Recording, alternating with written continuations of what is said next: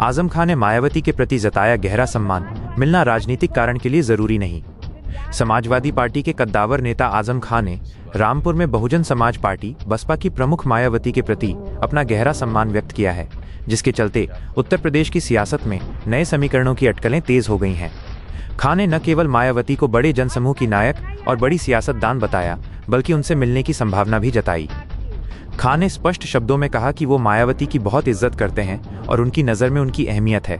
उन्होंने ये भी याद किया कि मायावती रामपुर में उनकी मेहमान बनकर आई थीं और उनके साथ उनका एहतराम का रिश्ता है। सबसे महत्वपूर्ण टिप्पणी ये थी कि उन्होंने भविष्य में मिलने की ज़रूरत पड़ने पर इनकार नहीं किया, लेकिन साथ ही ये भी जोड़ दिया, ज़रूरी नहीं कि मिलने का कारण राजनीतिक हो।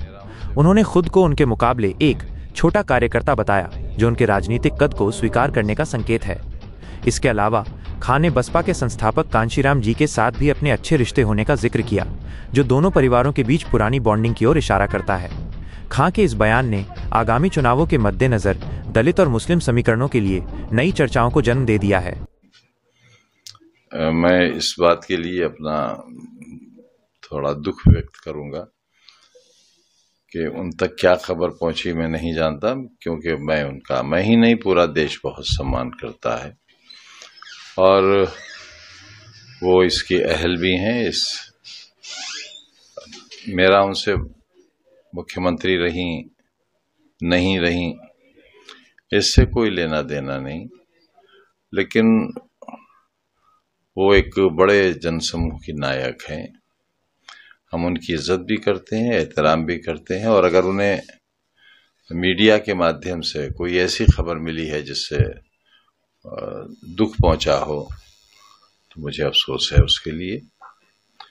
उनकी अहमियत में मेरे नज़रों में, दिल में कोई कमी नहीं है और उम्मीद करता हूं कि आइंदा भी सियासतदान की हैसियत से, वो एक बड़ी सियासतदान है, मैं तो एक छोटा वर्कर हूं, उस हैसियत से और इस हैसियत से भी कि जब वो रामपुर तशरीफ लाई थी जलसा आम में, तो मेरी मेहमान भी थी और उन्होंने महसूस किया होगा कि मेरा बिलखुसूस उनके साथ कैसा एहतराम का रिश्ता रहा। मेरा ताल्लुक दरअसल कांशीराम जी से बहुत रहा है और ये बात शायद किसी को नहीं मालूम है कि वो तकरीबन सुबह 4 बजे तशरीफ लाते थे मेरे पास। उन्हें मालूम था कि मैं फजर की नमाज पढ़ता हूं, तो वो मुझसे कहते थे कि मैं ऐसे ही वक्त आता हूं जब आप मुझे मिल जाएं, और हमारी आधा एक घंटा बात होती थी और वो तशरीफ ले जाते थे। मेरा उनके बड़ों से भी रिश्ता रहा है। मैं ऐसा नहीं हो सकता कि कोई ऐसी बात कहूं या करूं जो दुख का कारण बने, शिकायत का सबब बने। मुझे अगर मिलना होगा, और मिलने के लिए जरूरी नहीं होता कि हम सिर्फ राजनीतिक कारणों से मिलें, हमारी कुछ इंसानी ज़रूरतें भी हो सकती हैं, हमारी अखलाकी ज़रूरतें भी हो सकती हैं, समाजी भी हो सकती हैं। उसके लिए तो हम मिल ही सकते हैं, कभी भी ज़रूरत होगी तो मिल सकते हैं। मैं शुक्रिया अदा करूंगा उनका कि उन्होंने कोई ऐसी बात नहीं कही जिससे मेरे दिल को ठेस पहुंचती। बहुत शुक्रिया। इसके अलावा उन्होंने सपा सरकार पे भी आरोप लगाए हैं कि उन्होंने स्मारक बनाया था, उसके टिकट। ये राजनीतिक सवाल है और उनकी राजनीतिक शिकायत है। उसका जवाब जो हमारे यहाँ जाहिर है उनके स्तर के सवाल का जवाब उनके ही स्तर के लोग देंगे, तो वो देंगे नहीं देंगे वो बेहतर जानते होंगे।